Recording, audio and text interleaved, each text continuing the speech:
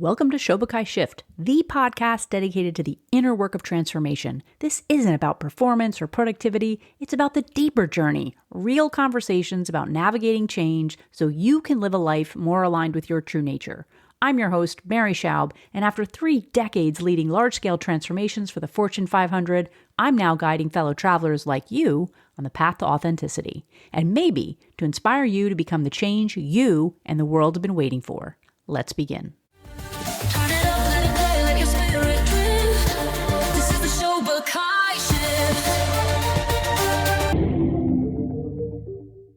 Hello, fellow Shobokai. How are you doing? Has anyone asked you that today? I hope you're having a great day. And if you're not, let's see if we can shift that together. At the very least, I'm grateful you've carved out some time for yourself and for letting me share it with you. Today's episode is something I think you really need to hear. We're talking about the power of nature and transformation. Now hold on, Gen Z. This isn't your grandmother's podcast on nature. And for my Brooklyn millennials, I know you love city life, but bear with me. There's a lot here for you. Oh, and for my Gen X and boomers who already buy into the nature stuff, just stick around. You just might learn something new. At the very least, you'll get to meet Chubby Sauron, the baby groundhog who's recently moved into my backyard. Disclaimer, this podcast is not a substitute for professional advice about your specific situation, and it reflects my personal views alone. So I'm sitting in my office right now, overlooking the 5 raised garden beds I just put in last week. There's a bird feeder just outside the window, and somewhere under the arborvitae lives Chubby Sauron, the groundhog who may or may not be plotting to eat my tomatoes. So I need to be honest and say I'm fairly new to all this. I grew up in the suburbs, and I've lived most of my life in cities like New York and London. But something shifted in me after March of 2020. But first, let's flash back to when I was a little Gen X girl. I spent a lot of time watching TV. I was a latchkey kid. I wouldn't call my family of origin particularly active. Sports and hobbies weren't exactly encouraged.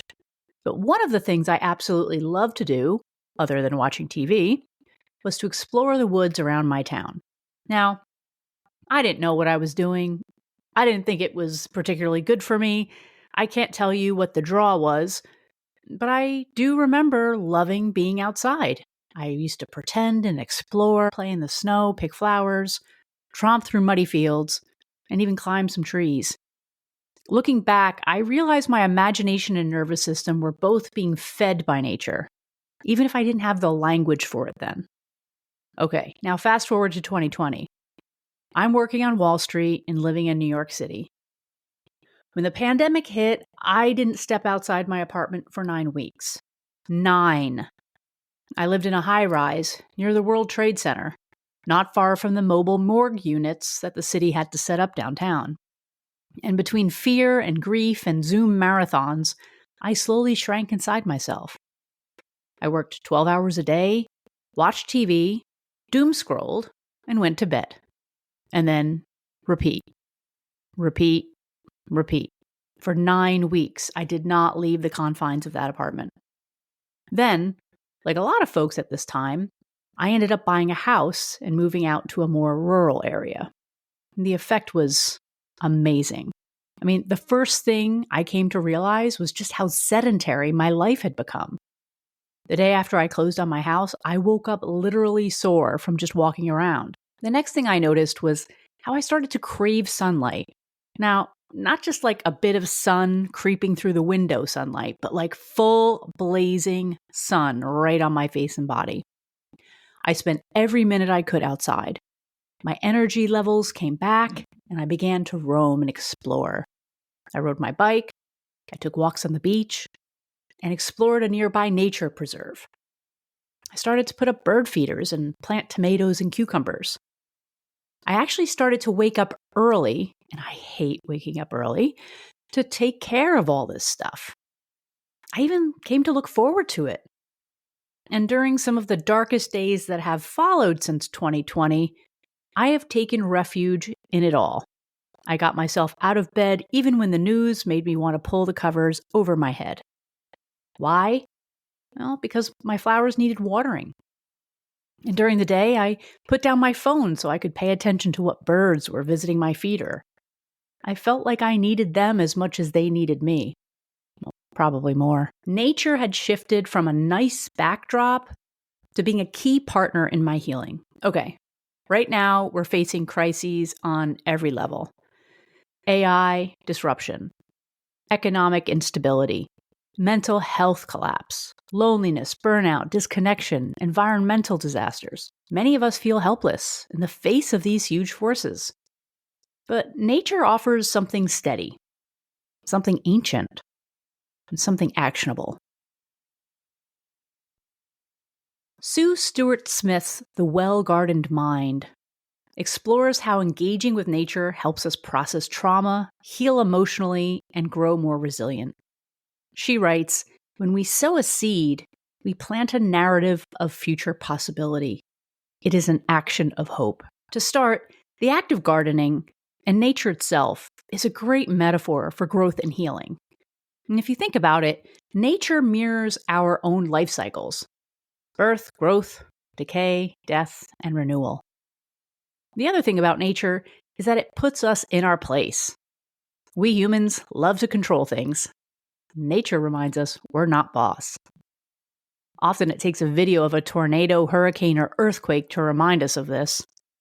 A less extreme example can be found in a garden. I spend a lot of time and money building fences, planters, putting in seeds, flowers, plants. And what happens? Well, some of them never grow or die. Some get eaten by other members of nature. 2 weeks ago, Chubby Sauron decided to set up camp in my yard. I didn't invite him, but he's here and doesn't seem at all embarrassed about it.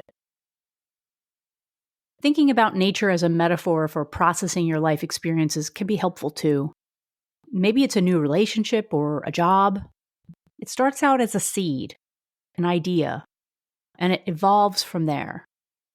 Maybe you've been laid off recently. It can very much feel like a death, and in a way it is. The death of that part of your life, a chapter closing. It can be difficult to process an unexpected job change, and many of us will feel grief and uncertainty after.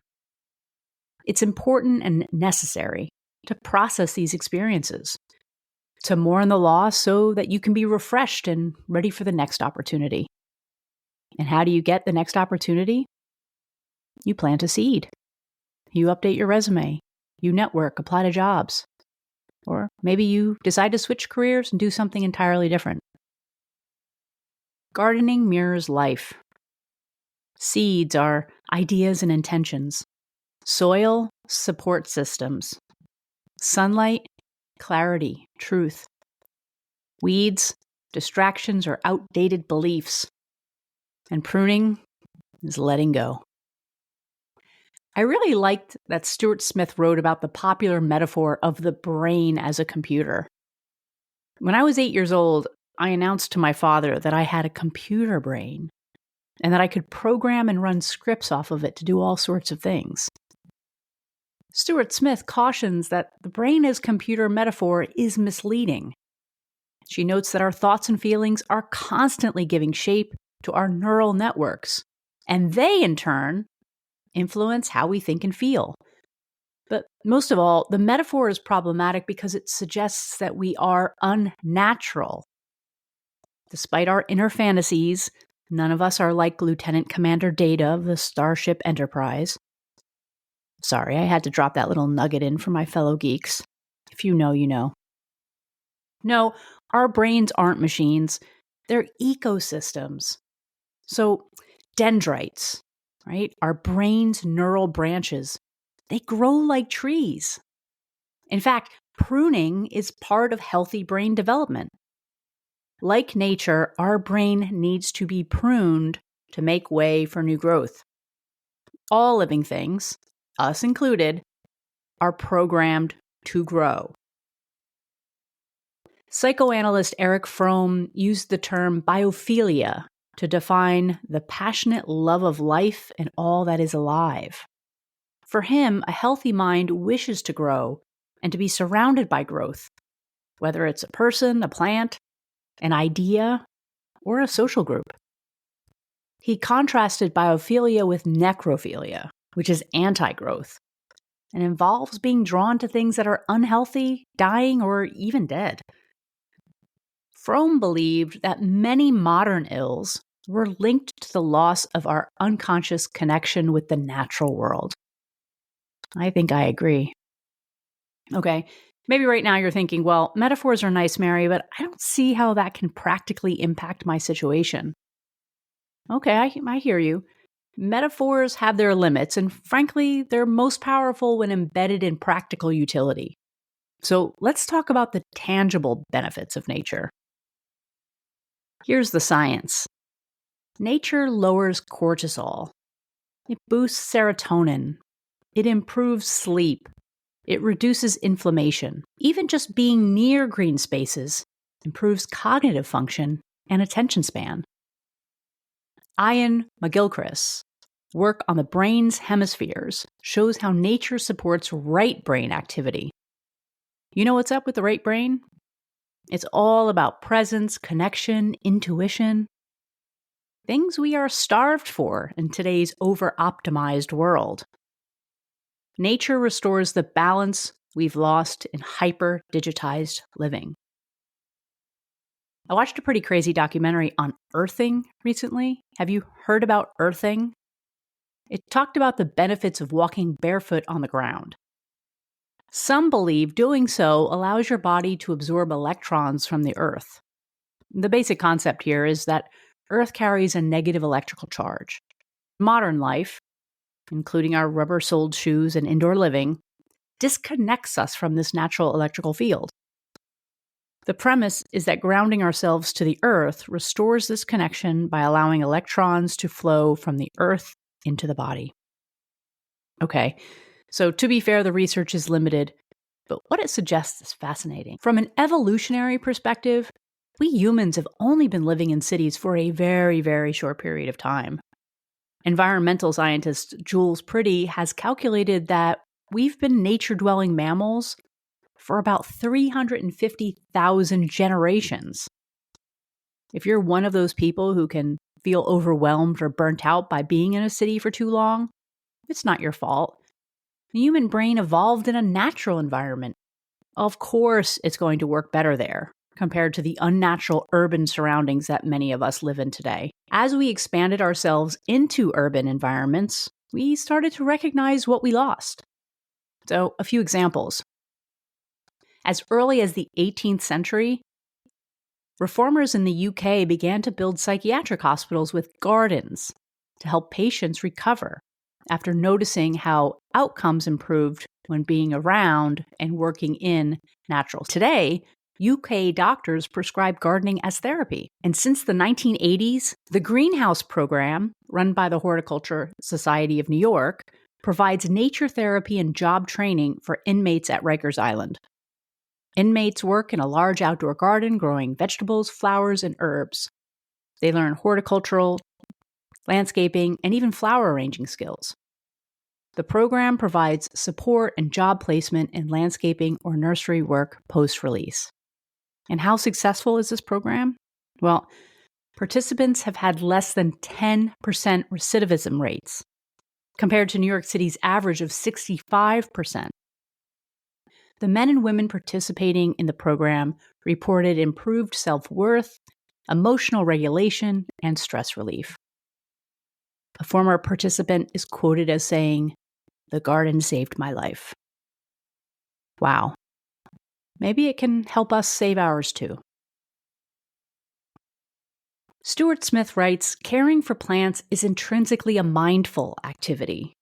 And to practice true care means becoming receptive to one another. You've heard me talk on the show about the psychological benefits of mindfulness. Check out episode 14 on Eastern philosophies for our modern age. But mindfulness isn't just about coping through difficult times. It's a counterbalance to a digitally transactional world filled with distraction, self-absorption, and disconnection from ourselves and others. Nature pulls us out of our screens, our worries, our preoccupation with the minutiae of our lives, and invites us to pay attention. I teach the Being Becoming program in my private practice. 2 components of the Being Becoming framework are nature and service. Gardening is an activity which encompasses both.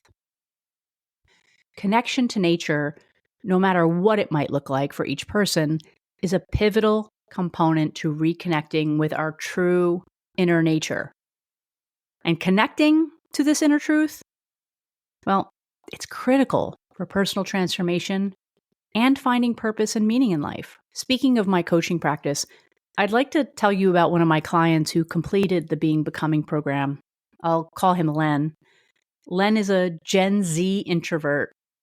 He sought me out to help develop relationships and find a healthy community where he could find personal support and socialize offline, like in person with real people. He tried the gym, cafes, social apps, but none of these environments made him feel comfortable. During our work together, we spoke about nature, and Len decided to go for a free walking tour sponsored by a local Audubon birdwatching group. He liked that it was slow-paced, quiet, observational, and that the people were sensitive and a little shy, like himself. He took to it immediately, and now joins weekly groups and activities where he has a circle of like-minded friends. He now considers 2 of the people he met as real friends. Nature does that. It meets us where we are. Let me bring this back to chubby Sauron. He's fat, fearless, and currently feasting on my clover lawn. And while he might terrorize my garden soon, I can't help but smile every time I see his jiggly belly waddle through the yard. He reminds me I'm not alone, that I'm part of a web of life.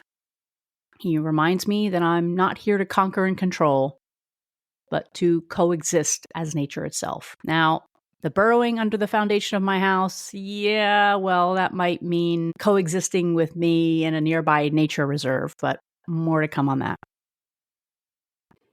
Carl Jung believed transformation is not about becoming something new, but about remembering who we already are. He wrote, "Who looks outside dreams, who looks inside awakes." Nature invites both. Looking out at life, looking in at what's growing or asking to be let go. So I leave you with this.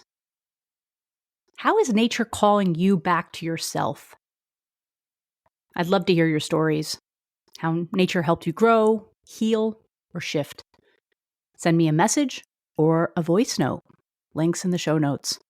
And if this episode resonated, share it with someone you care about. Or better yet, go for a walk together. Until next time, you are the change you and the world are waiting for.